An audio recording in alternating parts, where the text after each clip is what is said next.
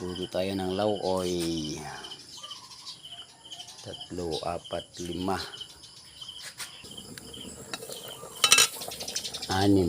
7. 7 klase ng gulay.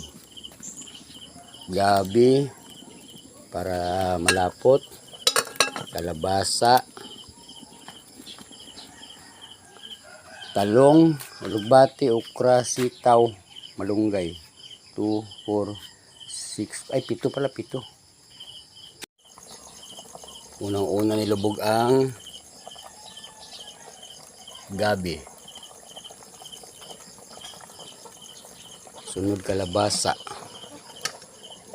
Paglambot ng kalabasa, sunod na ang okra at sitaw. With continuous malakas na apoy. Sahog natin isang buong tambakol o piritol kung tawagin nila dito, na kalahating kilo ang laki. Hiwain na natin ang talong. So hugas muna lahat ng gulay, hugas muna bago hiwa para talagang yung kasariwaan ng gulay hindi mababawasan. Tsaka ang talong sa kanain pa ilunod na, kasi kung nahanginan yan mag-iiba na yung kulay niya. Sabay naman sila paglunod sa alagbati. Okra at sitaw sabay. Madali lang kasi, mas madali kasi ito maluto ang talong. Yan na.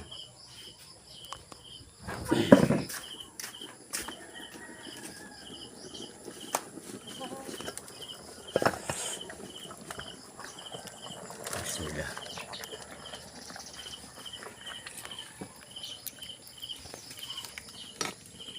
Hindi kailangan halukayan, ilubog lang siya ng ganyan. Tapos malakas na apoy uli.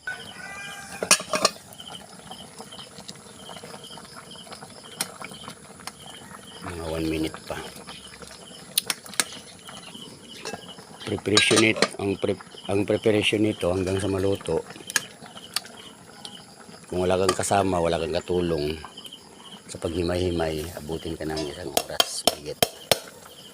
Ang worth naman ito nasa mga kasama na yung sahog, kasi yung sahog pa lang 90 pesos na,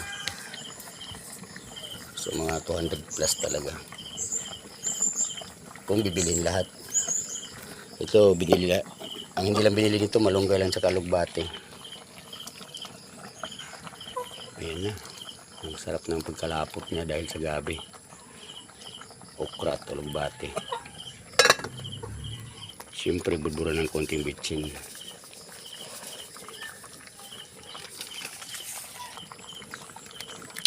Okay na, takpan mga 1 minute again, pwede nang ihain. Ayan na siya, mayroon na tayong lauoy. Yan sahog nyo, char, kunti nga lang malunggay. Sandok na tayong kanin na makakain na. Sandok na ng kanin na makakain na. Siyempre, pangmalakasan ng kanin, no? At siyempre, sa dami nito, good for 10 person na to. So, pero kain muna tayo bago tayo mamigay sa kapitbahay. Ayan. Kain na. Walang serving spoon. Kasi sigurado ubos to isang mangkok na to.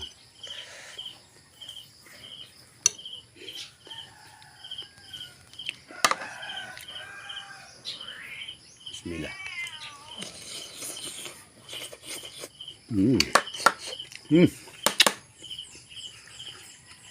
Kain tayo.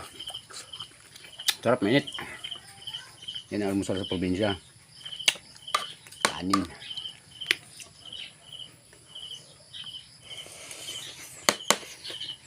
Mm. Init.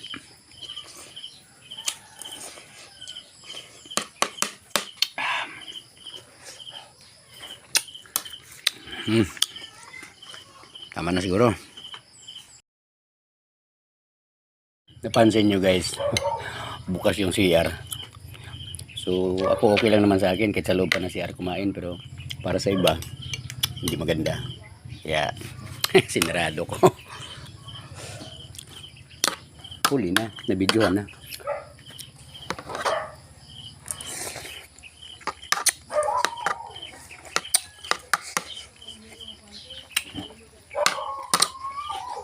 Lasang lasa kasi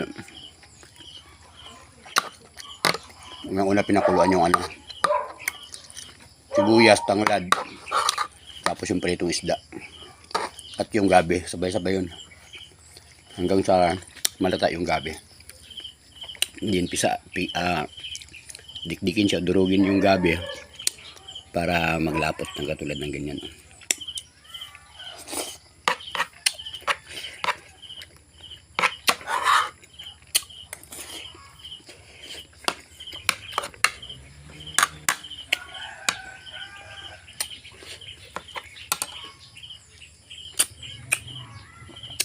Ang pinakamasarap nito na nga ipare sa yung kanin nito, yung mais na bigas. Pinaka the best yung mais na bigas.